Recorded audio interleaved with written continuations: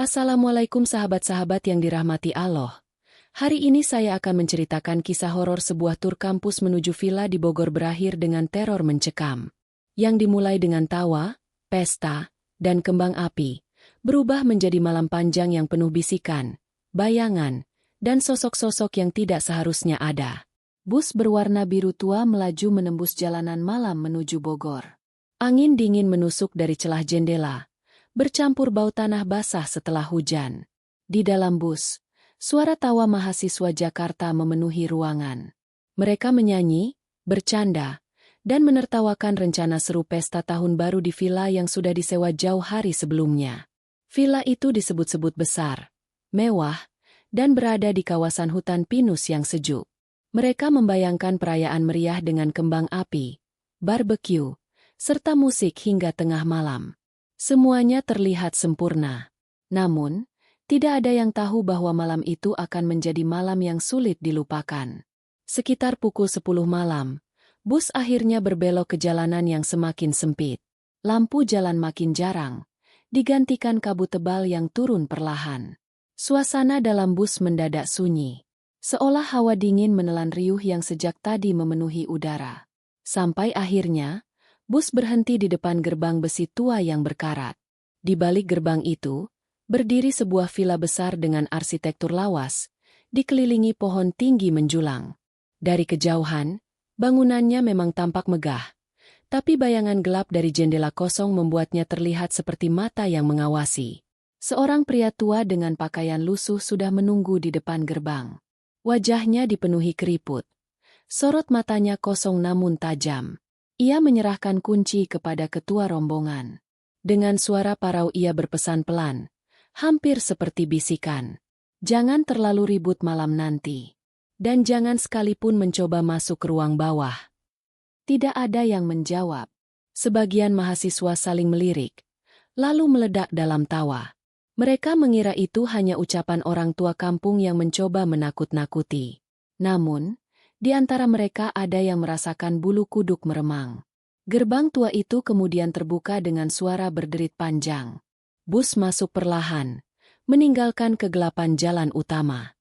Villa angker itu kini berdiri semakin dekat, dan hawa dingin makin menusuk. Malam pun baru saja dimulai. Mahasiswa turun dari bus dengan wajah gembira. Suara koper beradu dengan lantai batu halaman villa, bercampur dengan tawa yang kembali pecah. Villa itu terlihat lebih jelas sekarang. Dindingnya kokoh, berlumut di beberapa bagian, dengan jendela kayu besar yang tertutup rapat. Di atas pintu utama, ada ukiran lama yang samar, seolah simbol yang tak lagi terbaca. Ketua rombongan membuka pintu dengan kunci yang tadi diberikan penjaga tua. Suara engsel berderit panjang, menggema ke dalam ruangan yang gelap. Bau apek menyambut, bercampur aroma kayu basah yang lama tak disentuh. Lampu ruang tengah dinyalakan, dan cahaya kuning redup memperlihatkan interior villa yang tua namun megah. Lantai kayu berkilau, dinding dipenuhi figura tua, dan sebuah cermin besar berdiri di ujung ruangan. Malam pertama diisi dengan keceriaan. Mereka menyalakan musik, menata makanan, lalu bermain kartu di ruang tengah. Namun, di sela tawa itu, ada beberapa mahasiswa yang mulai merasa aneh. Seorang gadis berambut panjang berhenti tertawa mendadak, lalu memeluk jaketnya erat-erat. Ia berbisik bahwa udara di ruangan terlalu dingin, jauh lebih dingin dari udara luar. Tak lama kemudian, listrik tiba-tiba padam. Suasana riuh berubah jadi jeritan kecil bercampur gelak tawa gugup. Beberapa mahasiswa menyalakan senter dari ponsel. Saat cahaya ponsel menyorot ke arah cermin besar di ujung ruangan, beberapa orang bersumpah melihat sosok samar berdiri di belakang mereka. Ketika lampu menyala kembali, semua berjalan seolah normal. Namun, satu mahasiswa terlihat pucat. Ia mengaku mendengar langkah kaki di lorong atas, padahal semua sedang berkumpul di ruang tengah. Cerita itu kembali ditanggapi dengan tawa, seolah hanya imajinasi. Tapi bagi sebagian, malam itu mulai terasa panjang. Di luar, kabut semakin pekat, menelan pepohonan. Dari kejauhan terdengar suara burung malam, namun samar-samar seperti ada irama lain, seperti suara gamelan yang sangat halus, seolah tertiup angin. Pesta permainan berlanjut, hingga akhirnya salah satu dari mereka jatuh tersungkur. Tubuhnya bergetar, matanya melotot, lalu suara berat keluar dari mulutnya. Dengan nada serak dan mengerikan, ia berkata lirih, "Jangan buka ruang bawah tanah." Suasana langsung kacau. Beberapa mahasiswa panik, ada yang berteriak, ada pula yang mencoba menenangkan temannya yang mendadak kerasukan itu. Tubuhnya kaku, matanya terbalik putih, dan bibirnya bergerak tanpa kendali. Suara berat terus keluar, berulang kali menyebut kata ruang bawah tanah. Ketua rombongan bersama dua temannya memeluk tubuh mahasiswa itu, membaca doa seadanya. Perlahan, tubuhnya melemas, lalu pingsan. Semua jadi hening. Hanya suara detak jam tua di dinding yang terdengar, berdetak keras seperti menghitung sesuatu. Setelah beberapa menit, keadaan berangsur normal. Mahasiswa yang pingsan dipindahkan ke kamar untuk beristirahat. Meski begitu, rasa was-was mulai merayapi kelompok itu. Tawa yang tadi riuh perlahan padam. Tengah malam, ketika sebagian sudah terlelap, beberapa mahasiswa yang masih terjaga mendengar suara aneh dari lantai atas. Seperti langkah kaki, tapi ritmenya pelan dan berat, seolah menyeret. Mereka menatap ke arah tangga, tapi tidak ada apa-apa di sana. Salah satu dari mereka mencoba menantang rasa takut dengan naik ke lantai 2. Lorong panjang di atas terasa dingin. Lampunya berkedip-kedip. Dari ujung lorong, cermin kecil tergantung di dinding. Saat ia mendekat, jantungnya berdegup keras. Di dalam pantulan cermin, ada sosok lain yang berjalan pelan di belakangnya. Namun, ketika ia menoleh, lorong itu kosong. Sementara itu, di luar villa, suara gamelan semakin jelas. Bukan hanya satu atau dua orang yang mendengar, melainkan hampir semua yang terjaga. Irama pelan dan sendu, seakan berasal dari balik pepohonan kabut. Beberapa mahasiswa menutup telinga dengan selimut, namun suara itu tetap merayap masuk. Menjelang dini hari, kejadian aneh kembali terjadi. Cermin besar di ruang tengah retak tanpa sebab. Retakan itu membentuk pola aneh, menyerupai wajah menyeringai. Suasana villa semakin mencekam. Tak seorang pun berani membicarakan tentang ruang bawah tanah lagi. Namun, bisikan halus kadang terdengar dari arah pintu kayu di bagian belakang villa. Bisikan yang membuat bulu kuduk merinding, seolah sesuatu di balik sana sedang menunggu waktu untuk keluar. Hari berikutnya, siang terasa lebih tenang. Mahasiswa mencoba mengusir rasa takut dengan berbagai aktivitas. Mereka menyiapkan pesta kecil untuk malam tahun baru, lengkap dengan panggangan dan kembang api. Meski masih teringat kejadian semalam, suasana dibuat seceria mungkin. Matahari tenggelam, kabut kembali turun lebih tebal dari malam sebelumnya. Suara hutan terasa ganjil, terlalu sepi, seperti sengaja menunggu sesuatu. Malam tahun baru akhirnya tiba. Musik diputar keras-keras, dan lampu warna-warni dipasang di halaman villa. Tepat menjelang tengah malam, saat semua bersorak menghitung detik menuju pergantian tahun, sekelompok mahasiswa yang pergi mengambil kembang api tidak kembali. Awalnya dikira bercanda, namun ketika 15 menit berlalu tanpa kabar, kepanikan mulai muncul. Mereka mencari dengan membawa senter, menyusuri bagian belakang villa. Di sana, mereka menemukan pintu kayu tua yang sebelumnya selalu terkunci. Pintu itu kini terbuka sedikit, mengeluarkan angin dingin yang menusuk. Di tanah depan pintu, tergeletak sisa-sisa kembang api yang dibawa kelompok yang hilang.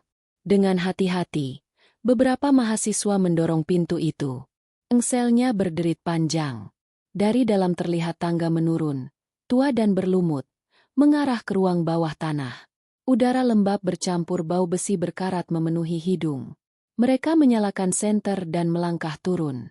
Semakin dalam, suara gamelan terdengar makin jelas, berpadu dengan bisikan samar yang entah dari mana datangnya. Ruangan bawah tanah itu luas, dengan dinding batu hitam dan tiang kayu penyangga.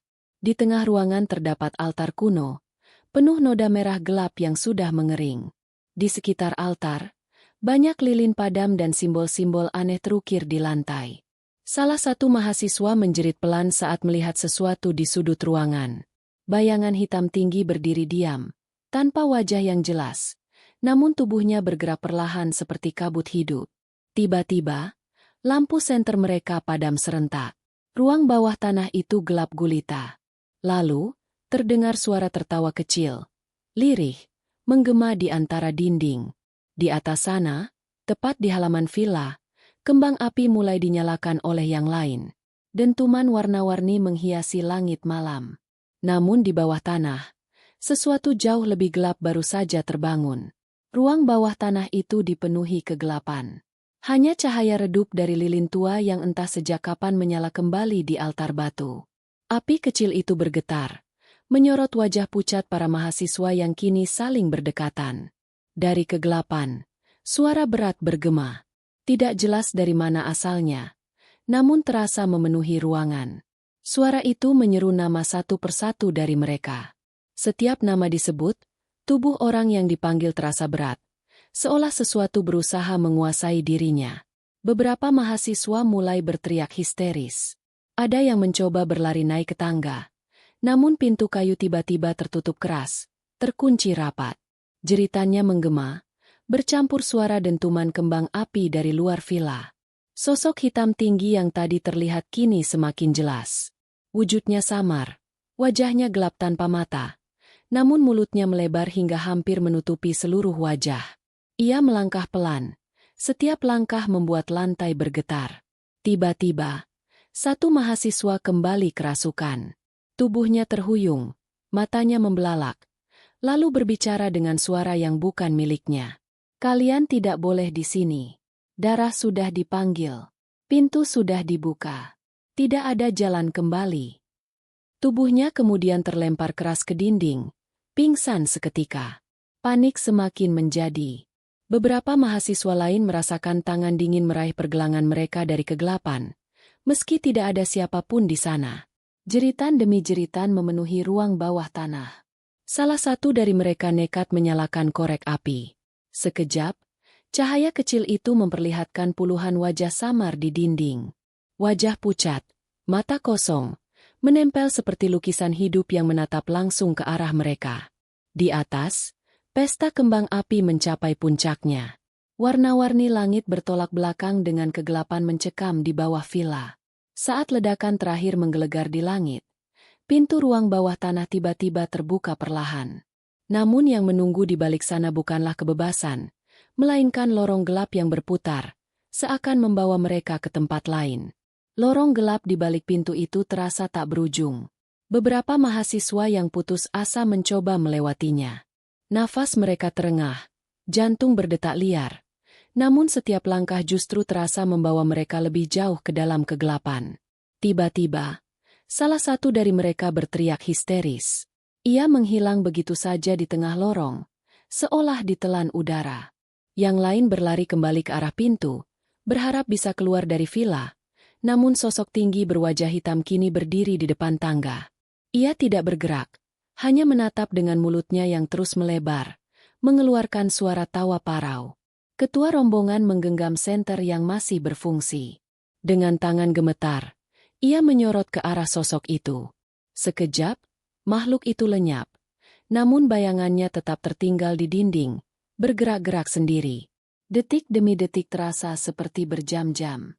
Hingga menjelang pagi, suara ayam berkokok samar terdengar dari kejauhan. Pintu ruang bawah tanah akhirnya terbuka sendiri. Kali ini benar-benar menuju ruang tamu villa. Tanpa pikir panjang, mereka berlari keluar, menembus halaman, dan mendapati gerbang sudah terbuka lebar. Mereka keluar begitu saja, tanpa menoleh ke belakang. Matahari pagi mulai menyibak kabut. Namun jumlah mereka tidak lagi sama. Satu mahasiswa yang hilang di lorong gelap tidak pernah kembali. Hari itu juga, rombongan memutuskan pulang ke Jakarta. Wajah mereka pucat, tubuh lelah, dan mulut enggan bercerita. Namun rasa dingin villa itu tetap membekas, seolah mengikuti hingga perjalanan pulang. Beberapa hari kemudian, sebuah berita koran lokal tersebar. Tertulis bahwa villa tempat mereka menginap sebenarnya sudah lama ditutup. Ada banyak kasus hilangnya pengunjung yang tidak pernah ditemukan jejaknya. Di kamar kos seorang mahasiswa, sebuah tas masih tergeletak di sudut. Tas itu milik yang hilang di villa. Saat dibuka, di dalamnya ada benda asing yang tidak pernah mereka lihat sebelumnya. Sebuah kunci kuno berkarat, dengan ukiran simbol aneh di gagangnya. Sejak hari itu, tidak ada yang berani menyentuh kunci itu lagi. Semoga cerita horor tersebut dapat diambil hikmahnya. Maka dari itu perayaan bisa saja berubah jadi petaka jika kita terlalu lalai. Hati-hati saat memilih tempat, karena tidak semua tempat menyambut kedatangan kita dengan tangan terbuka. Terima kasih sudah menonton. Jangan lupa untuk subscribe, like dan komentar apa ada yang mengalami hal serupa.